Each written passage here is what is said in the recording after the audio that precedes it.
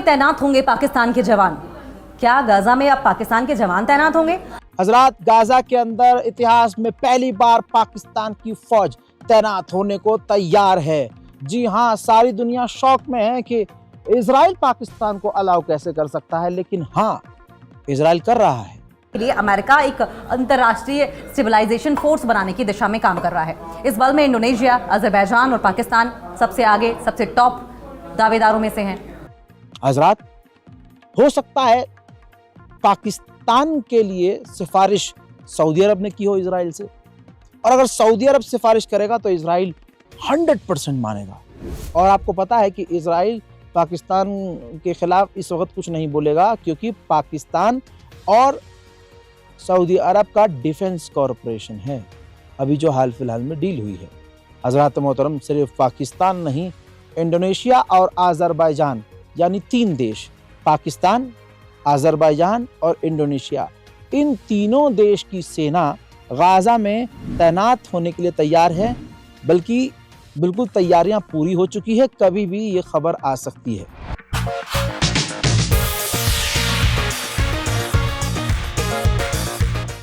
हजरात, गाजा के अंदर इतिहास में पहली बार पाकिस्तान की फौज तैनात होने को तैयार है। जी हाँ, सारी दुनिया शौक में है कि इजराइल पाकिस्तान को अलाउ कैसे कर सकता है, लेकिन हाँ, इजराइल कर रहा है। हजरात, हो सकता है पाकिस्तान के लिए सिफारिश सऊदी अरब ने की हो इजराइल से, और अगर सऊदी अरब सिफारिश करेगा तो इजराइल 100% मानेगा। और आपको पता है कि इजराइल पाकिस्तान के खिलाफ इस वक्त कुछ नहीं बोलेगा, क्योंकि पाकिस्तान और सऊदी अरब का डिफेंस कॉरपोरेशन है, अभी जो हाल फिलहाल में डील हुई है। हजरात मोहतरम, सिर्फ पाकिस्तान नहीं, इंडोनेशिया और अजरबैजान यानी 3 देश, पाकिस्तान, अजरबैजान और इंडोनेशिया, इन तीनों देश की सेना गाजा में तैनात होने के लिए तैयार है। बल्कि बिल्कुल तैयारियां पूरी हो चुकी है, कभी भी ये खबर आ सकती है।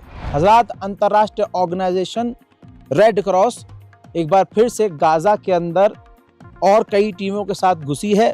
मकसद वही है, इजराइल के जो हॉस्टेज है उनकी लाशों को ढूंढना, और जाहिर सी बात है जिसकी भी लाश मलबे मिले उन लाशों को निकालना और उनको उनके घर वालों के हवाले करना।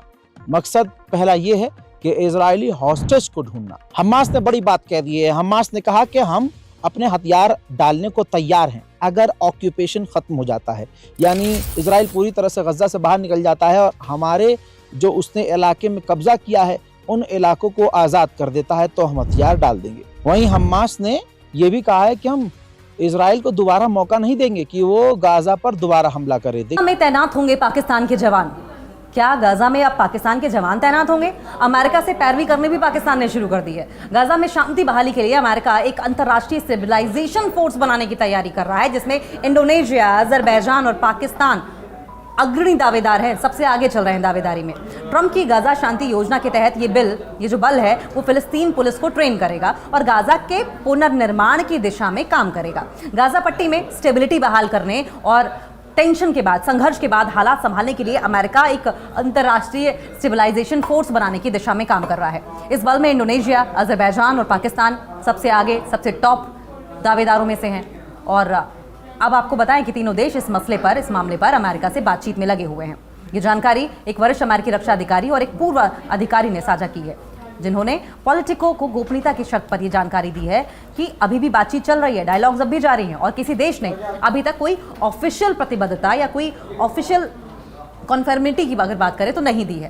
ट्रंप की गाजा शांति योजना का अहम हिस्सा पाकिस्तान हो सकता है। अमेरिकी राष्ट्रपति डोनाल्ड ट्रंप की 20 सूत्रीय गाजा शांति योजना के तहत ये अंतर्राष्ट्रीय बल गाजा में अस्थायी रूप से तैनात होगा। इसका मकसद होगा फिलिस्तीनी पुलिस बलों को ट्रेन करना, स्थानीय प्रशासन को यानी लोकल गवर्नमेंट को हेल्प करना और गाजा के पुनर्निर्माण और निरस्त्रीकरण का रास्ता जो है उसे साफ करना या रास्ता बनाना।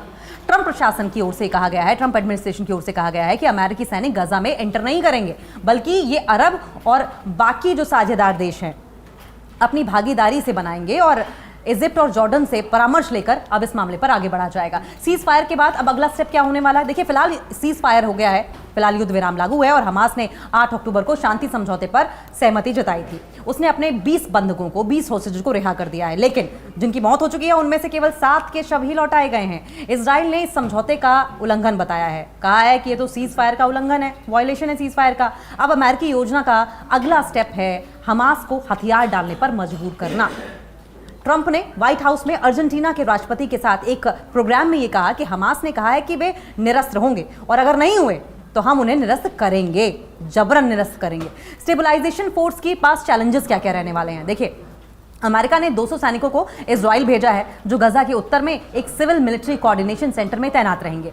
यहां इजिप्ट, कतर और यूएई के सैनिकों की भी मौजूदगी रहेगी। हालांकि इंडोनेशिया और अजरबैजान जैसे देशों के साथ कोऑर्डिनेशन स्थापित करना, कोऑर्डिनेशन बनाना, समन्वय स्थापित करना बहुत जटिल होगा, बहुत डिफिकल्ट होगा, क्योंकि वो सेंटकॉम यानी कि अमेरिकी सेंट्रल कमांड के अधिकार क्षेत्र में नहीं आते हैं। यानी कि वो अमेरिका की बात नहीं मानेंगे, या मान भी सकते हैं, नहीं भी मान सकते हैं। इन देशों के बीच में सामंजस्य स्थापित करना, बैलेंस स्थापित करना, ये बहुत ही डिफिकल्ट रहने वाला है। वहीं कई डिप्लोमेट्स, कई कूटनीतिज्ञों को इस बात का भी डाउट है कि ट्रंप इस पॉलिसी को, इस योजना पर जमीन पर उतारेंगे भी या नहीं, क्योंकि ट्रंप की आदत है यू टर्न मारना, बड़बोलापन करना, बातें करना, फिर माफी मांग लेना, बातें करना, यू टर्न मारना, अपनी बातों से पलट जाना। तो ऐसे में सवाल ये भी है कि बातें वो बड़ी बड़ी कर रहे हैं, प्लानिंग्स इतनी बड़ी बड़ी कर रहे हैं, लेकिन क्या धरातल पर उतारी भी जाएंगी, और कितनी क्षमता है उनकी प्लानिंग में, कितनी रियलिटी है उनकी पॉलिसीज में।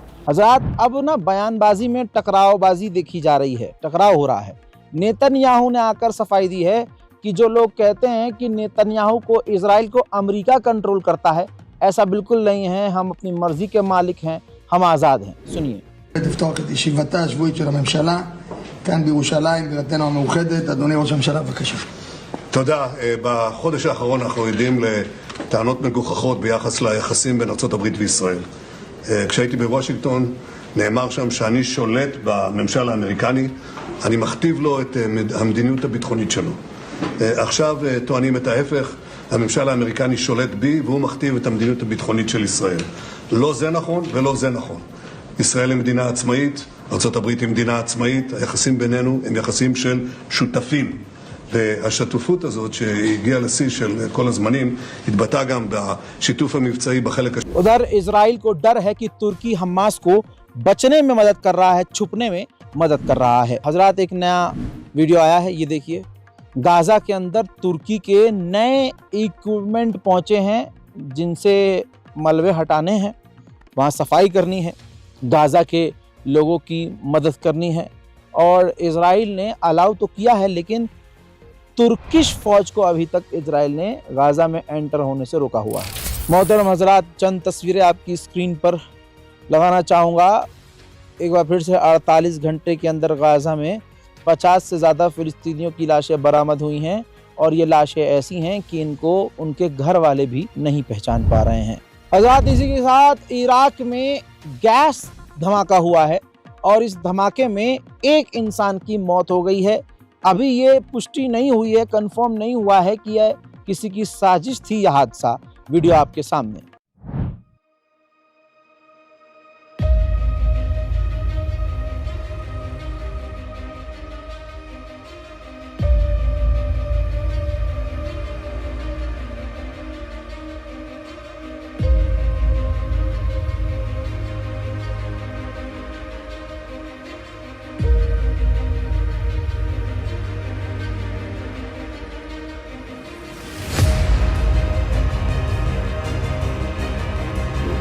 गाजा के हालात अभी भी बेकार हैं, बदतर हैं। मैंने आपको बताया था कि हमने यहाँ लैंड होने से पहले, मैंने 3 दिन पहले, मतलब आज से तीसरे दिन बैक चले जाइए, हमने गाजा को मदद भेज दी है। और आप लोग भी इस बारकोड का इस्तेमाल कीजिए ताकि गाजा में कम से कम कुछ बच्चों को खाना खिला सकें, और जो रोज़मर्रा की चीज़ें हैं, ख़ासकर सबसे ज़्यादा ज़रूरी पानी है, तो हम पानी है, खाना है, कुछ कुछ चीज़ें इस तरह से हम प्रोवाइड कर सके। मोहतरम हजरात, अब ये तस्वीर देखिए, जहाँ कुछ कुछ मीडिया वाले दिखा रहे हैं कि भैया गाजा में सब कुछ ओके हो गया है और गाजा के लोग अब बड़े खुश हैं, नाच रहे हैं, गा रहे हैं, ऐसा नहीं है। ये देखिए भाई, मलबे के करीब टेंट लगाकर रहने पर मजबूर हैं गाजा के लोग। अगर इजराइल सच में नरमी दिखाता तो अरब देश अब तक, भाई अरब देश इतने पैसे वाले हैं कि 1 हफ्ता उनके लिए काफ़ी है। एक हफ्ते में पूरे इलाके में बेहतरीन टेंट, अरे हमारे और आपके घरों से बेहतरीन टेंट वो लगा के बना देंगे गाजा के लिए। टेंट आज एडवांस तरह के आते हैं, उसके अंदर सारी फैसिलिटी होती है, लेकिन इजराइल अलाउ नहीं कर रहा है। और तस्वीरें फिर ऐसी आ रही हैं कि गाजा में मलबे के करीब, कहीं कब्रिस्तान के करीब फिलिस्तीनी लोग रह रहे हैं। भाई मैं आपको पहले ही बता चुका हूं, मैंने एक बार वीडियो में अपडेट दिया था इंटरनेशनल प्राइम टाइम में, और गाजा अपडेट में भी ये मैंने जानकारी दी थी कि जो नेतन्याहू है, इसकी सरकार और इसका देश इजराइल इतना बदनाम हो गया है कि अमेरिका की टॉप कंपनियों के साथ इन्होंने डील कर ली है, पैसा भी खर्च किया है कि इस एप्लीकेशन, एग्जाम्पल के तौर पर, उदाहरण के तौर पर, आप अगर इंस्टाग्राम ले लीजिए, इंस्टाग्राम पर आप फिलिस्तीन के खिलाफ लिखेंगे तो ओके है, लेकिन अगर आप इजराइल के खिलाफ लिखेंगे तो आपका अकाउंट सस्पेंड हो जाएगा। लिखना तो छोड़िए, रैंडमली किसी के पोस्ट पर आपने आके इजराइल के खिलाफ अगर लिख दिया तो आपका अकाउंट सीधा सस्पेंड बिना नोटिस के। ऐसा ही हाल फेसबुक का, इंस्टाग्राम का, व्हाट्सएप का, सोशल मीडिया पे जितने ऐप्स हैं सबका यही है। क्यों? क्योंकि इजराइल ने पीछे से सबको खरीद लिया है, सबके मालिकों को पैसा दे दिया है। अब जो सबसे ज़्यादा ऐप इस्तेमाल हो रही है चैट जीपीटी और गूगल का जेमिनाई। भाई गूगल खुद इजराइल कंट्रोल करता है और चैट जीपीटी अब इजराइल ही कंट्रोल कर रहा है। चैट जीपीटी को लगभग खरीद लिया है नेतन्याहू ने और उसको ट्रेनिंग दी जाएगी कि भाई चैट जीपीटी को ट्रेनिंग दी जाएगी, रोबोट को ट्रेनिंग दी जाएगी कि अगर आप से कोई इजराइल के खिलाफ कुछ पूछता है तो आप उसको इजराइल की अच्छी अच्छी बातें बताइए, मैनिपुलेट कीजिए। जैसे अगर आप चैट जीपीटी से पूछेंगे कि भाई इजराइल ने गैर कानूनी तरीके से फिलिस्तीन पर कब्जा किया है, तो आपको चैट जीपीटी घुमा फिरा कर बताएगा और आपको इस तरह का जवाब देगा कि आपको लगेगा नहीं यार, तो ये तो फिलिस्तीन इजराइल का ही है।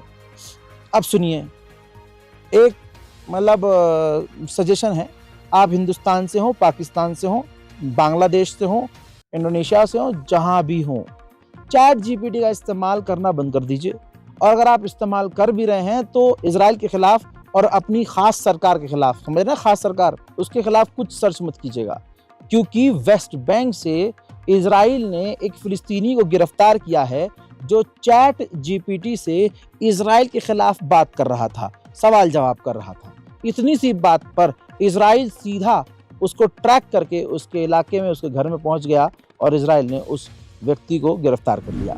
हजरात, इजराइल के जुल्म के इंतहा सुनिए, वेस्ट बैंक की बता रहा हूं। जनवरी से अब तक अक्टूबर तक सिर्फ वेस्ट बैंक और वेस्ट बैंक के अंदर ही 40 से ज्यादा बच्चों को इजराइल ने कत्ल कर दिया है। वहीं इजराइल के सेटलर्स फिलिस्तीनियों के पेड़ तक चुरा रहे हैं। ये चीज मैं रोज दिखा रहा हूं, लेकिन आपके लिए बड़ा नहीं है, इसलिए आपको फर्क नहीं पड़ रहा है, लेकिन आने वाले समय में आप देखेंगे कि ये बात कितनी बड़ी थी। देखिए,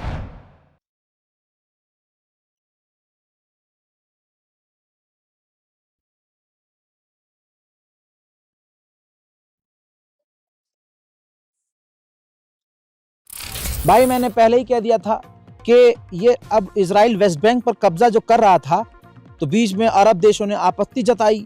यूएई बोला अरे हम तो डील तोड़ देंगे, हम अब्राहम अकॉर्ड से बाहर हो जाएंगे। ये सब बकैती थी। मैंने तभी कह दिया था कि अब ये इजराइल करेगा, लेकिन अरब देशों ने कह दिया होगा भाई करना है तो करो, लेकिन शोर मचाकर ऐलान करके मत करो, इससे हमारी बदनामी होगी। वही हो रहा है। ये रही वीडियो, देख लीजिए, आज की ही तारीख का वीडियो है। गाजा नहीं है ये है वेस्ट बैंक। वेस्ट बैंक में फिलिस्तीनियों के मकान को इजराइल तोड़ रहा है, दिन दहाड़े खुल्लम खुल्ला तोड़ रहा है। सवाल ये है कि कब्जा तो वो कर रहा है, बात यही है अरब की बदनामी ना हो इसलिए वो ऐलान करके नहीं कर रहा है। वहीं इन अरब देशों की आपने बात पर ध्यान नहीं दिया। अय उम्मत मुस्लिमा, इस छोटे से इंसान की एक बात सोचिए। मैं अपने लिए तो नहीं बोल रहा हूं, मैं आपका ध्यान मुद्दों पर लेके जाता हूं, और एक नया मुद्दा और बड़ा मुद्दा। ये रही वीडियो। ये तमाम जो देश हैं, अरब देश, अरब ममालिक, चलिए ये फिलिस्तीन के लिए नहीं बोल रहे, गाजा के लिए नहीं बोल रहे, लेकिन ये इतने हरामी हैं कि ये बैतुल मुकद्दस तक के लिए नहीं बोल रहे हैं, मस्जिद अल अक्सा के लिए नहीं बोल रहे हैं। फिलिस्तीनियों को इजराइल वहाँ अलाउ नहीं कर रहा है, और फिलिस्तीनी वहाँ जा नहीं सकते और हर दिन हजारों की तादाद में इजराइल के लोग हमारा जो किबला है, पहला किबला बैतुल मुकद्दस, वहाँ जा रहे हैं। बताइए, इजिप्ट पर फिदा हो रहा है भाई साहब इजराइल। बहुत बढ़िया। 2 बिलियन शाकेल खर्च करेगा इजराइल, 2 बिलियन शाकेल, और गैस पाइपलाइन इजिप्ट तक डालेगा। ये इजराइल की स्ट्रेटजी है। इजराइल, अभी 3 दिन पहले की अपडेट ये थी, 3-4 दिन पहले की, मैंने ही बताया था आपको कि इजिप्ट जो है सबसे कम तेल और गैस इस वक्त इजराइल से ले रहा है। तो अब इजिप्ट को खुश करने के लिए इजराइल ने कहा कि हम ही 2 बिलियन शाकेल पैसा खर्च करके अपने यहाँ से इजिप्ट तक पाइपलाइन बिछा देंगे और हम अपनी गैस जो है अपने ही पाइपलाइन से इजिप्ट को बेचेंगे। नेतन्याहू ने इजराइल की कोर्ट से रिक्वेस्ट की थी कि जो मेरे खिलाफ करप्शन के चार्जेस चल रहे हैं उनको कम कर दिया जाए और जो तारीखें हैं इसको घटा दिया जाए और कई केसों को ख़त्म कर दिया जाए। इजराइल की कोर्ट ने नेतन्याहू को झटका देते हुए उनकी रिक्वेस्ट को ठुकरा दिया है।